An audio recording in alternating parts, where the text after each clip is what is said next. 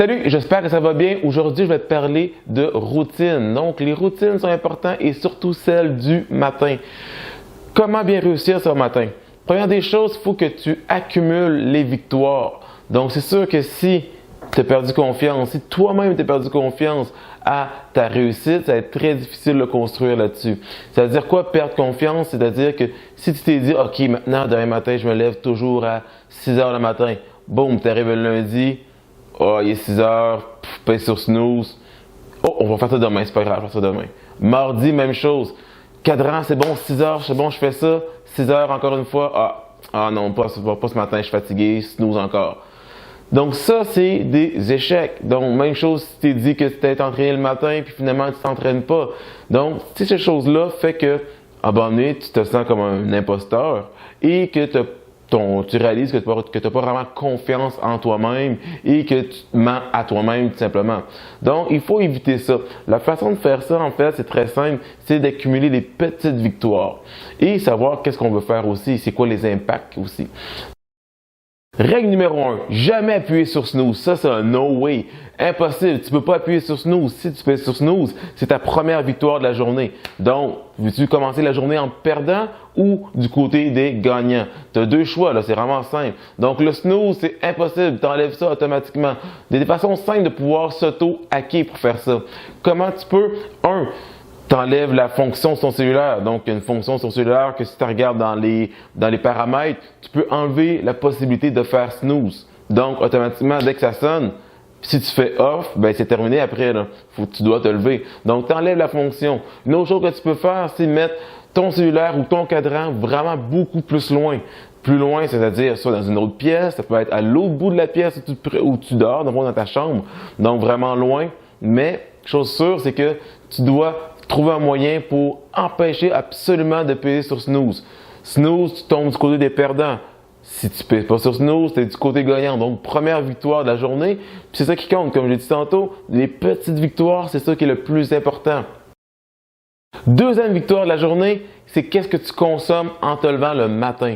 Donc, dis-toi que durant la nuit, en fait, ton corps est complètement déshydraté. Il respire, inspiration, expiration durant toute la nuit. Tu te lèves le matin, tu es déshydraté, c'est sûr. Donc, ton cerveau a besoin de cette eau-là aussi pour fonctionner, pour être le plus efficace possible. Ton cerveau, si tu veux avoir une journée dominante où ce que tu dis, je vais atteindre mes objectifs, je veux être efficace, tu as besoin de ton cerveau pour qu'il soit le plus efficace aussi. Mais comment tu veux qu'il soit efficace s'il est déshydraté? Donc, qu'est-ce que tu dois faire en te levant le matin? C'est de prendre de l'eau. Première chose en te levant, c'est ça, un grand verre d'eau. Tu peux prendre 2 grands verres d'eau. Moi, pour ma part, je prends 1 litre d'eau en me levant le matin, avant même d'avoir pris du café ou quoi que ce soit. Puis attention, au café et l'eau, c'est pas la même chose du tout. L'eau va vraiment pouvoir t'hydrater, parce que la caféine, c'est un diurétique, donc ça va comme t'obliger en fait à aller encore plus souvent aux toilettes parce que tu vas te déshydrater, étant donné que c'est l'effet diurétique que ça va venir créer. Donc, tu t'aides pas beaucoup en faisant ça. Si en te levant le matin, tu prends un café, c'est quand même assez néfaste. Donc, qu'est-ce que tu dois faire le matin? Un grand verre d'eau, comme je te dis, au moins 1 litre d'eau pour être le plus efficace possible. Et un petit truc, prépare-le la journée d'avant. C'est-à-dire que le soir, avant de te coucher, mets ton verre d'eau soit vide ou plein, tout dépendant, mais tout à côté de ta table de chevet, tout à côté de ton cellulaire, tout à côté de ton cadran, qui va faire que tu vas te lever, tu vas prendre ton verre d'eau, tu vas le boire, puis ça va être réglé ensuite. Mais au moins, tu vas déjà avoir préparé tes étapes correctement. Donc, des choses comme ça vont pouvoir te permettre de réussir beaucoup plus rapidement. Donc, je récapitule. Le matin, tu dois prendre un verre d'eau le plus rapidement possible. Et pour faire ça, la veille, tu prépares déjà ton verre d'eau prêt à être utilisé. Les réseaux sociaux. Pourquoi quand tu te lèves le matin, tu ouvres Facebook et tu scrolls? Pour vrai, t'es-tu Mark Zuckerberg? Non? Donc, pourquoi la première chose que tu fais, c'est ça? Au contraire, passe du temps sur les choses importantes. Tu as sûrement fait une liste la veille des choses que tu voulais faire tôt le matin. Donc, c'est ça que tu appliques. Que ce soit s'entraîner, soit travailler sur des choses importantes qui vont te faire progresser, ou passer du temps avec ta famille, ou juste bien déjeuner pour bien organiser, bien commencer ta journée pour avoir le maximum d'énergie. Ces choses-là vont devenir beaucoup plus importantes que d'aller scroller sur ton Facebook. Prends les choses étape par étape. Ça peut attendre. Ton message que tu voulais envoyer, que tu voulais regarder, il peut attendre, c'est sûr et certain. À moins que ce soit un cas d'urgence d'hôpitaux ou quoi que ce soit, quelqu'un qui est malade ou qui est blessé. Mais sinon, normalement, c'est pas si important que ça. Une chose que tu peux faire, c'est 1. Supprimer l'application. 2.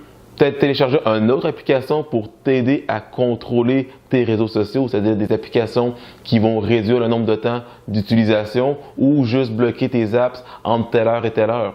Donc tout ça va te permettre de pouvoir réduire vraiment le nombre d'utilisations. Une autre chose que tu peux faire, c'est faire le tour de ton Facebook puis enlever le monde en fait qui donne pas grand-chose d'être suivi.